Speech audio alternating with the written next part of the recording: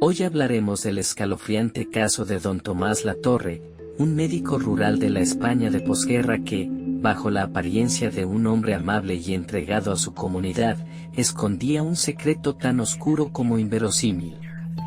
Una historia real en sus cimientos, pero que, al mezclarse con rumores, testimonios enterrados y anomalías médicas sin explicación, se transforma en una pesadilla difícil de olvidar.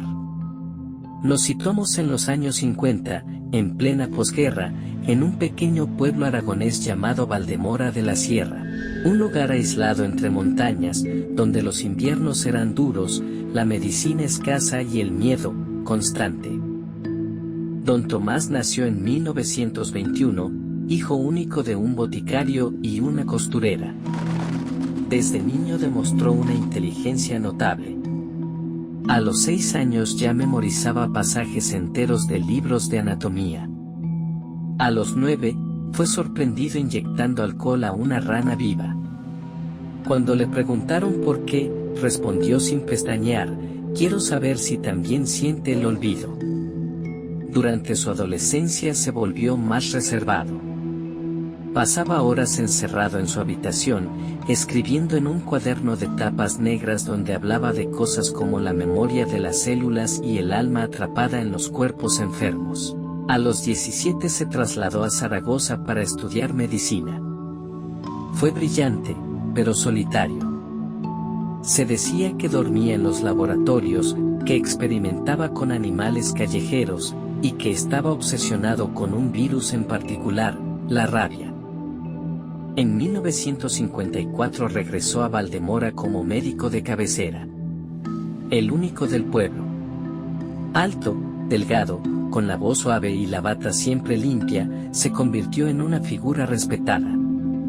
Atendía gratis, visitaba a los ancianos en sus casas, y nunca negaba ayuda, por grave que fuera la enfermedad. Pero tras esa fachada, algo siniestro se estaba gestando. Tomás comenzó a interesarse especialmente por pacientes con enfermedades nerviosas, trastornos mentales o secuelas de guerra. Les hablaba de una cura experimental. Decía que podía aliviar sus dolores, que trabajaba en algo nuevo, revolucionario. Lo que hacía en realidad era usar a estos pacientes como conejillos de indias. En secreto, los infectaba con una variante modificada del virus de la rabia, una cepa que él mismo había creado mezclando químicos prohibidos, extractos de plantas desconocidas y restos animales. Su objetivo era alterar la mente humana, borrar el sufrimiento y reescribir el alma. Los síntomas eran brutales. Primero fiebre intensa. Luego venían los delirios, la pérdida de memoria, y en algunos casos, impulsos caníbales. Los pacientes comenzaban a gruñir, a arrastrarse por el suelo, y a veces atacaban a quienes tenían cerca.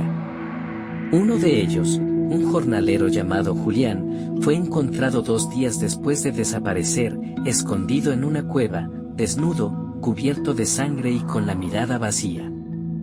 Decía cosas como: ya no soy yo. El doctor me ha abierto por dentro.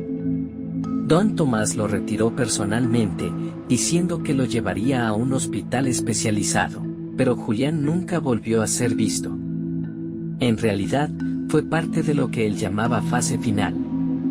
Una etapa donde el paciente ya no recordaba su nombre, ni su historia, ni sentía dolor. Solo hambre. Hambre de carne. Hambre de algo más profundo. Aún así, Tomás no se detuvo. Quería perfeccionar el virus. Quería hacer que el olvido fuera absoluto. Que la mente se vaciara por completo. Que el alma desapareciera. Y entonces cometió su mayor error. A comienzos de 1958, decidió probar una nueva versión del virus en un paciente con epilepsia. Lo inyectó en su consulta, a puerta cerrada. Pasaron horas sin respuesta, hasta que el paciente, en silencio absoluto, se levantó, lo miró fijamente, y lo mordió en el cuello. La mordida fue profunda. Tomás logró encerrarlo en una sala, pero ya era tarde. En los días siguientes, el médico comenzó a mostrar los mismos síntomas que había descrito tantas veces. Fiebre, confusión, alucinaciones. Murmuraba solo. Se arrastraba por la consulta, golpeaba las paredes diciendo, no es rabia, es hambre, hambre de alma. Una semana después, los vecinos, alarmados por el silencio y el olor que salía de la casa, forzaron la entrada. Encontraron a Tomás en el sótano, delirando, con la lengua mordida casi por completo, rodeado de frascos con tejidos humanos, jeringas oxidadas y cuadernos llenos de anotaciones médicas. Murió esa misma noche, en completo estado de delirio, gritando cosas que nadie entendió. Desde entonces, la consulta quedó cerrada. El caso fue silenciado. Oficialmente, murió por una infección. Nadie habló del virus. Nadie habló de los desaparecidos.